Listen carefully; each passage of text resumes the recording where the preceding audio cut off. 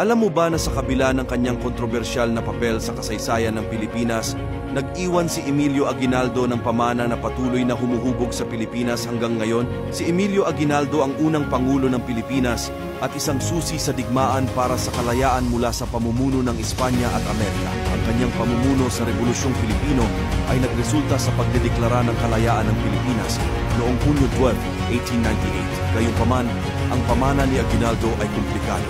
Inarkahan ng parehong kanyang mga nagawa para sa kalayaan at mga iskandalo tulad ng mga aligasyon na siya ay nakibahagi sa pagpatay kina Andres Bonifacio at Antonio Luna. Sa kabila ng mga debate nito, hindi maikakaila ang impluwensya ni Aguinaldo sa kasaysayan ng Pilipinas. Inihanda niya ang daan para sa pagbuo ng unang Republika ng Pilipinas at hinikayat ang mga susunod na henerasyon na ipagpatuloy ang pakikibaka para sa kalayaan. Pag-alala sa komplikadong pamana ni Aguinaldo ay nagbibigay daan sa atin na maunawaan